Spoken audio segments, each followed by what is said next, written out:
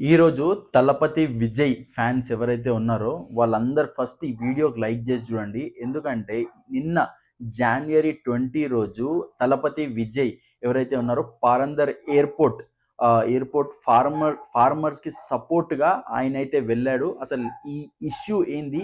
పారందర్ airport issue ఏంది? అసలు గవర్నమెంట్‌కి, ఫార్మర్స్‌కి ఆ గొడవేంది? ఓకే. అండ్ ముందుగా ఈ వీడియోలోకి వెళ్ళే ముందు ఫ్రెండ్స్ ఎవరైతే ఫస్ట్ టైమ్ చూస్తున్నారో నా వీడియోస్‌ని కొంచెం లైక్ చేయండి, సబ్స్క్రైబ్ చేయండి. అండ్ మీకు డైలీ ఏవైతే ట్రెండింగ్ టాపిక్స్ ఉంటాయో అవన్నిటి గురించి అయితే నేను మీ ముందుకు వచ్చేస్తున్న వీడియో ద్వారా. విజయ్ తలపతి పేరు తెలవని వాళ్ళైతే నాకు తెలిసి ఎవ్వరు ఉండరు. ఎందుకంటే ఆయన ఒక మన తెలుగు ఇండస్ట్రీకి ఎలా అయితే మెగాస్టారో తమిళనాడు ఇండస్ట్రీకి ఆయన ఒక మెగాస్టార్. ఎందుకంటే ఆయన సినిమాటిక్ చరిష్మా కానీ, ఆయనకున్న ఫ్యాన్స్ని కానీ మనము ఆయన సినిమాల ద్వారా మనం ఆయన చూపించే గ్రేస్ ఆయన సినిమాలలోనే చూడొచ్చు.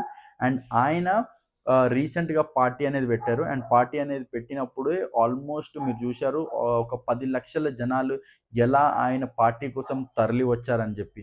మాట్లాడుకోవాల్సింది ఏంటిదంటే ఎస్పెషల్లీ విజయ్ గారి గురించి. ఎందుకంటే విజయ్ గారు ఎవరైతే ఉన్నారో ఆయన ఒక రెస్పాన్సిబుల్ ఒక పార్టీ ఒక హీరోగా కాదు, ఒక పొలిటీషియన్‌గా కాదు. ఆయన ఏమన్నారంటే ఈ పారందర్ ప్రజలు ఎవరైతే ఉన్నారో, ఫార్మర్స్ ఎవరైతే ఉన్నారో, ప్రొటెస్ట్ చేస్తున్నారో వాళ్ళందరికీ సపోర్ట్‌గా ఆయన ఈరోజు అంటే నిన్న వచ్చి ఆయన ఎగైనెస్ట్ గవర్నమెంట్‌కి ఎగైనెస్ట్‌గా ఫైట్ చేస్తున్నాడనమాట. అసలు ఫస్ట్ మనం చిన్న బ్యాక్‌గ్రౌండ్‌లోకి వెళ్ళిపోదాం. అసలు పారందర్ ఎయిర్‌పోర్టు ఇష్యూ ఏంది అని చెప్పి. సో ఫస్ట్ గవర్నమెంట్ అనేది మన పారందర్ ఏదైతే ప్లేస్ ఉందో, ఆ తమిళనాడులోని ప్లేస్ ఉందో 29,144 క్రోర్ రూపీస్ పెట్టి ప్రాజెక్ట్ అనేది శాంక్షన్ చేశారనమాట. ఇదేంటంటే గ్రీన్‌ఫీల్డ్ ఎయిర్‌పోర్ట్ అనేది పడుతుంది.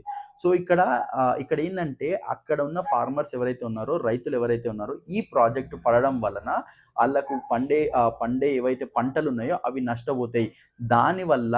దానివల్ల ఇది almost 2000 acres 2000 change acres subject to correction ఇది కూడా 2172 ఎకర్స్‌లో ఇది ప్రాజెక్ట్ అయితే బిల్డ్ చేయబోతున్నారనమాట. అంటే ఇది చాలా పెద్ద ఎయిర్‌పోర్ట్. సో దీనివల్ల ఎన్విరాన్మెంటల్ చేంజెస్ వచ్చి అక్కడ ఎవరైతే రైతులు ఉన్నారో వాళ్ళకి కష్టం అవుతుంది అని చెప్పి వాళ్ళైతే ఆల్మోస్ట్ 900 డేస్ నుండి వాళ్ళు ఈ ప్రొటెస్ట్ అనేది చేస్తున్నారు. ఆల్మోస్ట్ ఈ డిఎంకే గవర్నమెంట్ రాకముందు నుండే ఈ ప్రొటెస్ట్ అనేది చేస్తున్నాడు అనమాట. సో ఇక్కడ ఏంటిదంటే విజయ్ గారి ఇన్వాల్వ్మెంట్ ఎందుకుంది అని అంటే ఇక్కడ ఆయన పారందర్ ఎయిర్పోర్ట్ కి ఏదైతే ఉందో డెవలప్మెంట్ కి ఎగెనెస్ట్ గా లేడు. కానీ ఆయన ఏమంటున్నారంటే డెవలప్మెంట్ కి ఎగెనెస్ట్ గా లేను కానీ ఫార్మర్స్ కి ఇంకా ఎన్విరాన్మెంట్ కి జరుగుతుంది అని అంటే ఎఫెక్ట్ అవుతుంది అని అంటే నేను తప్పకుండా ఫార్మర్స్ తరపునే ఉంటా అని చెప్పి ఆయన అక్కడికి వచ్చి ఆ ప్లేస్ ఏదైతే ఉందో ఆ వాళ్ళందరికీ సపోర్ట్ అనేది ఇచ్చాడనమాట. సో ఆయన సపోర్ట్ ఏదైతే ఉందో అక్కడ ప్రజలు కూడా ఆయన వెళ్ళినప్పుడు ఆయనని గ్రీట్ చేసి అండ్ షాల్వా అనేది కప్పి ఆయనకి ఒక ఏమంటారు పొలంలో నుండి తెచ్చిన ఏవైతే చిగురిస్తున్న ఉంటాయో లైక్ ప్యాడీస్ కానీ ఏవైతే ఉంటాయో ఆయనకి చేతిలో ఇచ్చారనమాట. ఎందుకంటే అది ఒక కొట్లాటకి సింబాలిక్‌గా అనమాట. సో ఇంకోటి ఆయన క్లియర్‌గా ఏం చెప్పారంటే ఈ తమిళగ వెట్రిల్ కజగం ఏదైతే పార్టీ ఉందో ఈ పార్టీ అనేది డెవలప్మెంట్‌కి ఎగైనెస్ట్ కాదు. కానీ ఫార్మర్స్‌కి సపోర్ట్ ఉంటుంది. అండ్ వాళ్ళ కష్టాల్లో మేముంటాము. అండ్ ఇంకోటి ఏంటిదంటే అక్కడ ఫార్మర్స్ ఎవరైతే ఉన్నారో వాళ్ళు ఏమన్నారంటే 2026లో తమిళనాడు ఎలక్షన్స్‌లో విజయ్ గెలుస్తున్నాడు అని చెప్పి మన పీకే పవర్ స్టార్‌కి ఎలా అయితే మన పవన్ కళ్యాణ్ గారికి ఎలా అయితే అన్నారో సేమ్ అలానే విజయ్ తలపతి గారికి కూడా సేమ్ అదే స్లోగన్స్ విజయ్ సీఎం అని చెప్పి అన్నారనమాట. సో ఇక్కడ ఇంకోటి ఏమన్నాడంటే ఆయన నేను సీఎం అయినా అవ్వకపోయినా కానీ నా పార్టీ అంటే నా పార్టీ ఈ ప్రజలకి ఎవరైతే అమాయక ప్రజలకు ఉన్నారో వాళ్ళకి అన్యాయం జరిగితే నా పార్టీ తప్పకుండా ఉంటుంది అని చెప్పి అక్కడ క్లియర్‌గా మెన్షన్ చేశాడనమాట. సో ఇక్కడ మనం చూసుకుంటే ఈ హోల్ ఇష్యూ చూసుకుంటే ఆయన డీఎంకే గారికి కూడా ఏమన్నారంటే పార్టీలోకి రాకముందు అంటే రూలింగ్‌లోకి రాకముందు వాళ్ళు ఇలాంటి ప్రాజెక్ట్స్‌ని ఎంకరేజ్ చేయమని చెప్పారు. కానీ ఒక్కసారి రూలింగ్‌లోకి వచ్చాక అవే పనులు చేస్తున్నారు.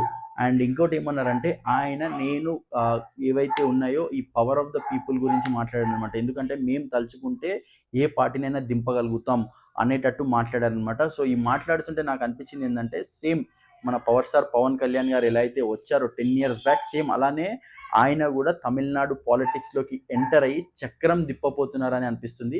అండ్ ఫ్రెండ్స్, మీకు ఎలా అనిపిస్తుంది? ఒకవేళ మీకు కనుక ఆ పార్టీ గురించి తెలిసి మీకు ఎలా అనిపిస్తుంది? ఒక పవర్ స్టార్ పవన్ కళ్యాణ్ గారి లాగా దెబ్బతిని మళ్ళీ ఎదిగి సీఎం, అంటే ఐ మీన్ డిప్యూటీ సీఎం అనే పొజిషన్స్, సీఎం అయ్యే పొజిషన్కి తలపతి విజయ్ గారు ఉన్నారా? ఆర్ ఎల్స్ లేకపోతే ఆ పార్టీ మన ఎన్నో పార్టీల్లాగా, మన కమల్ హాసన్ గారి పార్టీలాగా ఇంకా చాలా మంది పార్టీలు పెట్టారు, అలా వెళ్ళిపోతుందా? మీరు కామెంట్స్ ద్వారా తెలియజేయండి. ఫ్రెండ్స్, ఎవరైతే ఫస్ట్ టైం చూస్తున్నారో నా వీడియోని కొంచెం లైక్ చేయండి, సబ్స్క్రైబ్ చేయండి. అండ్ మీ ముందుకు కొత్త కొత్త ట్రెండింగ్ టాపిక్స్తో మీ ముందుకు వస్తాను friends. Thank you friends for watching my channel.